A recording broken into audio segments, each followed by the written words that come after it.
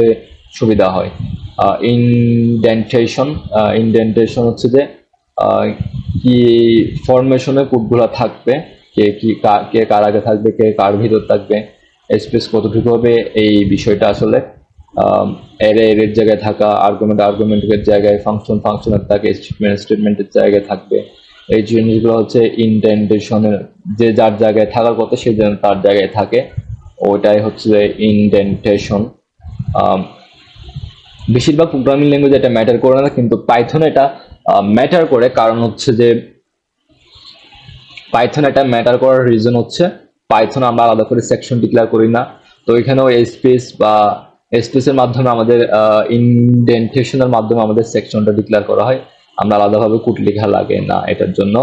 তো আমরা এখানে একটা প্যারেড দেখতে পাচ্ছি, আর্মি প্যারেড, যেখানে শুরুতে ফ্ল্যাগ ক্যারিয়ারটা থাকে, দেন হচ্ছে আর্মি, তারপর হচ্ছে সম্ভবত নেভি ফোর্স, তারপর এয়ারফোর্স, আমরা এগুলো দেখতে পাচ্ছি। তো এখন যদি একজন আর্মি যদি লাইনের বাইরে যাই, তাহলে কুচকাওয়াজটা আর থাকলো না।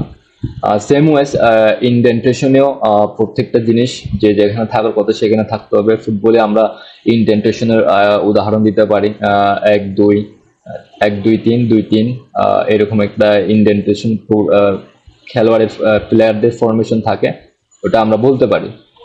তো ইনডেন্টেশন ম্যাটার্স ইন পাইথন, এবং মোস্ট অফ দ্য প্রোগ্রামার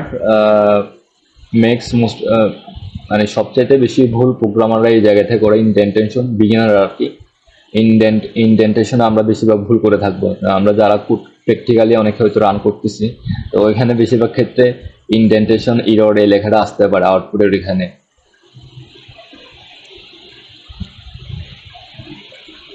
ইনডেন্টেশনের একটা উদাহরণ দেওয়া হয়েছে সি প্রোগ্রাম, এটা অনেক ঝামেলার, কিন্তু ইনডেন্টেশন পাইথন প্রোগ্রামে আমরা যদি ইনডেন্টেশনটা একটু দেখি, ইফ দেওয়ার পর এটা আসলে আইডি থাকলে অটোমেটিক্যালি স্পেসটা মানে আপনার কার্সরটা ঠিক এখানে চলে আসে।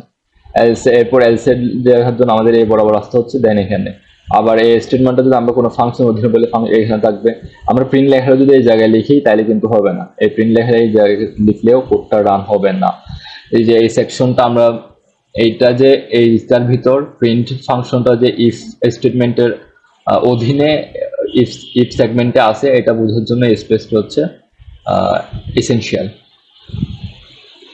কমেন্টসটা আমরা সবাই জানি আসলে কোন একটা কোড লেখার পর যাতে অন্য একজন বুঝতে পারে সেটার জন্য কমেন্টসগুলো দেওয়া হয়, অথবা পরে যাতে আমি নিজে বুঝতে পারি, বা কোন একটা কোড শেষে গিয়ে লিখতে লিখতে দেখা যাবে যে প্রথমে কি লিখছে এটা ভুলে গেছি, তো ওইখানে সাথে কমেন্টটা লিখে দিলে কোন কোড কোন পারপাস লেখা হয়েছে বা কোডটা বোঝার জন্য কোন একটা নোট যদি আমরা লিখতে চাই, তাহলে সেটা হচ্ছে আমরা হ্যাশ দিয়ে লিখবো। হ্যাশ দিয়ে লেখার পর যে কোডগুলো লেখা হয় ওগুলো আসলে পাইথন ট্রান্সলেট করবে না এবং ওটাকে কাউন্টই করবে না।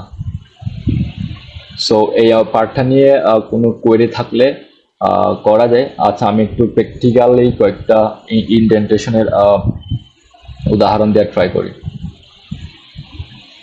আমি একটা প্রি রিটেন একটা কোডে যাই।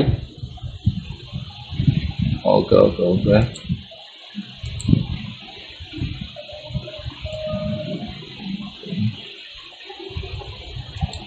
হ্যাঁ, ম্যাম আমাদের ফাংশন পড়াইছিল, তো ওই জায়গায় থেকে যদি আমি এখন এইখানে একটা কাজ করি, যে আমি এখানে যে স্পেসটা আছে ওটা রিমুভ করে দিলাম, এখন কোডটা রান করার ট্রাই করি। টু আর্গুমেন্টস,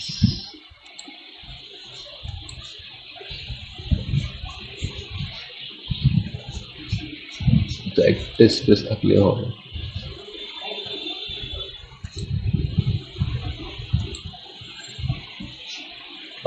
তো ইনডেন্টেশন এরর লেখাটা কিন্তু এখানে চলে আসছে, কয় নাম্বার লাইনে ভুল এটাও আসছে, এটা সেকেন্ড লাইনে হচ্ছে আসলে, যেহেতু আমি 2 লাইন থেকে কোডটা শুরু করছি। তো এখন যদি আমি স্পেস দিই, একটা স্পেস দিলে হয়ে যাচ্ছে। স্পেস দেওয়ার সাথে সাথে কিন্তু এই এট্রিবিউট গুলা যে মানে আগের ফাংশনের এট্রিবিউট, এই জন্য এগুলা একটা কালার নিচ্ছে, ডিফারেন্ট কালার হয়েছে। এগুলা আইডি এর অ্যাডভান্টেজ হচ্ছে এটা, আমরা চাইলে পাইথনের সরাসরি যে কনসোল ওইটা থেকে করতে পারি, অথবা জাস্ট পাইথন ইন্টারপ্রেটার ইনস্টল করার পর। কিন্তু আইডি হলে সুবিধা হচ্ছে এটা, আমরা এখানে থিম চেঞ্জ করতে পারি, আর অনেক কিছু করা যায় আইডি থেকে। আমি এখন যদি রান করাই, যেহেতু এখন ইনডেন্টেশনটা আমি ঠিক করছি, এখন যদি রান করি, ইট উইল রান প্রপারলি, আমাকে আউটপুট দিয়ে দিচ্ছে জোশ পাইথন।